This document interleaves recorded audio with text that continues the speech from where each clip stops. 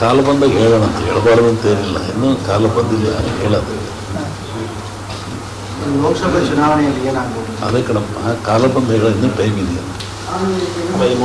ಮೋದಿ ಅವರಿಗೆ ಏನಾದರೂ ಮತ್ತೆ ಸಾಮಾನ್ಯವಾಗಿ ನಮ್ಮ ಭವಿಷ್ಯ ಇದರಲ್ಲಿ ಎರಡು ಥರ ಇರುತ್ತೆ. ಒಂದು ಸಂಕ್ರಾಂತಿ ಮೇಲೆ ಬರುವಂಥ ಭವಿಷ್ಯ, ಇನ್ನೊಂದು ಯುಗಾದಿ ಮೇಲೆ ಬರುವಂಥ ಭವಿಷ್ಯ. ವ್ಯಾಪಾರ ವಾಣಿಜ್ಯ ಆನಂತರ ಅಭಿವೃದ್ಧಿ ಬಗ್ಗೆ ಸಂಕ್ರಾಂತಿ ಮೇಲೆ ರಾಜರಿಗೆ ಹೇಳ್ತಾರೆ. ಯುಗಾದಿ ಮೇಲೆ ಸಮಗ್ರ ದೇಶದ ಮಳೆ ಬೆಳೆ ಜನರು ರಾಜರು ಏನಾಗ್ತದೆ ಅದನ್ನು ಯುಗಾದಿ ಮೇಲೆ ಬರ್ತದೆ. ಯುಗಾದಿ ಮೇಲೆ ಬಂದಾಗ ಪೂರ್ಣವಾಗಿ ಎಲ್ಲವನ್ನು ಹೇಳಬಹುದು. ಅದರೊಳಗೆ ಈಗ ರಾಜಕೀಯವಾಗಿ ಹೇಳತಕ್ಕಂಥ ಸ್ತುತಿವಲ್ಲ, ಸ್ವಲ್ಪ ಅಕಾಲಿಕ ಮಳೆಗಳೇ ಇದೆ.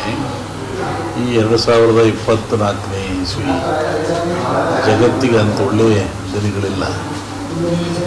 ನೀವು ಬಾಂಬ್ ಅಂತ ಕರೀತಿರಲ್ಲ, ಅದು ಎಕ್ಸ್ಪೋಸ್ ಆಗೋ ಲಕ್ಷಣ ಇದೆ. ಯುದ್ಧ ಭೀತಿ ಇದೆ, ಜನಗಳು ತಲ್ಲಣ ಆಗಂತ ಜಗತ್ತಿನ ಹೇಳ್ತಿರೋದು ನಡೆಯೋದಲ್ಲ.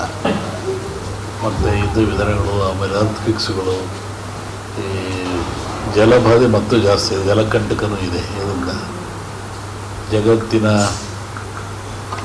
ಅತಿ ದೊಡ್ಡ ಸಂತರೊಬ್ಬರು ಕೊಲೆಗೀಡಾದ ಲಕ್ಷಣ ಇದೆ.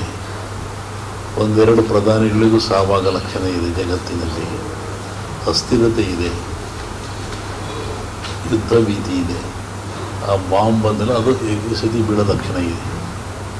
ಅಣು ಬಾಂಬ್ ಅಂತ ಏನೋ ಕರೀತಾರೆ, ಇಟ್ಟಿದ್ರಲ್ಲ, ಅದು ಎಕ್ಸ್ಪೋಸ್ ಆಗುವಂಥ ಅವಕಾಶ ಇದೆ. ಅದರಿಂದ ಜಗತ್ತಿಗೆ ವಿನಾಶ, ತೊಂದರೆ ತಾಪದಲ್ಲಾಗ್ತದೆ. ರೋಗ ರುಜಿನಗಳು, ಆಮೇಲೆ ಭೂಕಂಪನಗಳು, ಸುನಾಮಿಗಳು. ಹೀಗಾಗಿ ಜಗತ್ತಿಗೆ ಬಹಳ ಅಪಾಯ ಇದೆ.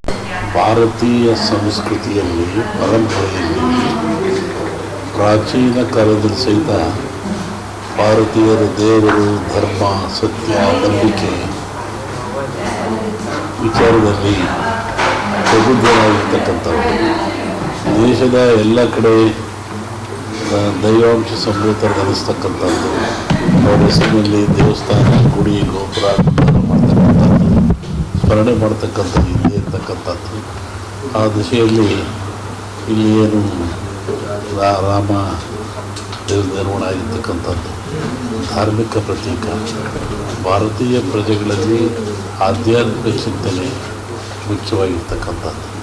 ಆ ದಿಶೆಯಲ್ಲಿ ಅದು ಒಂದು ಒಳ್ಳೆಯ ಬೆಳವಣಿಗೆ.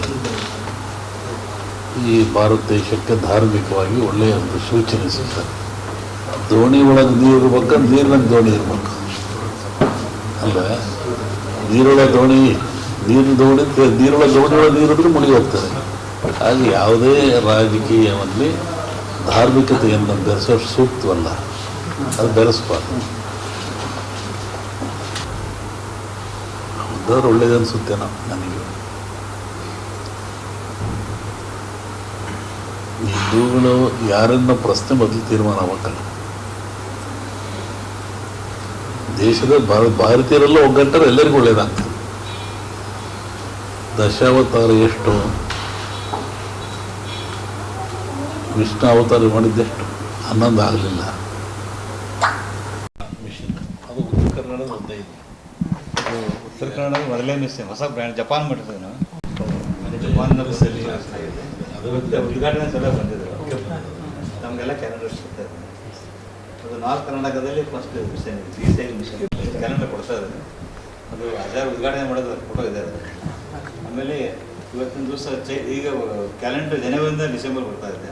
ಒಂದು ಚೈತ್ರ ವೈಶಾಖ ಆ ಥರ ಹಿಂದೂ ಅಂತ ಕೇಳಿರಲ್ಲ, ಇದು ಚೈತ್ರ ವೈಶಾಖ ಕನ್ನಡ ಮಾಡಿ ಇವತ್ತು ಬಿಡುಗಡೆ ಆಯಿತು. ಪಂಚಾಂಗಗಳು ಒಂದು ಚಂದ್ರಮಾನ ಮತ್ತು ಸೌರಮಾನ ಪಂಚಾಂಗರಲ್ಲಿ ಒಂದು ಬ್ರಿಟಿಷ್ ಪದ್ಧತಿ ಜನವರಿಯಿಂದ, ಇದು ಚೈತ್ರ ವೈಶಾಖ ಅಂತ ಮುಂದಕ್ಕೆ. ಇಲ್ಲ, ನಮ್ಮದು ಬಿಸ್ನೆಸ್ ಸಂಖ್ಯೆ ಪ್ರಕಟಣೆ ಸ್ಟಾರ್ಟ್ ಆಗಿ 1944, ಇವತ್ತಿಗೆ 80 ವರ್ಷ ಆಯಿತು. ಅದಕ್ಕೆ ಅದೊಂದು ಒಬ್ಬನ ಬಿಡುಗಡೆ, ಇವತ್ತು ಅದೊಂದು ಬಿಡುಗಡೆ. ಯುಗಾದಿಯಲ್ಲಿ ಹೇಳ್ತೀವಿ ಸಂಕೇಶ್ವರ ಕುಟುಂಬ ಮಾಡೋದು ಬಂದ್ರೆ ವಿಷಯ ಅವ್ರು ಮಾಡಲಾರ್ದು ಏನಿಲ್ಲ.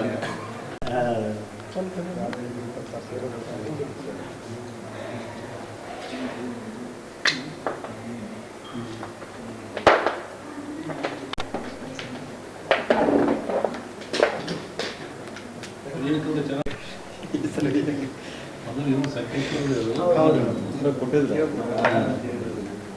ಇದರಲ್ಲಿ ಕನ್ನಡ ಅರ್ನಬ್ ಗೋಸ್ವಾಮಿ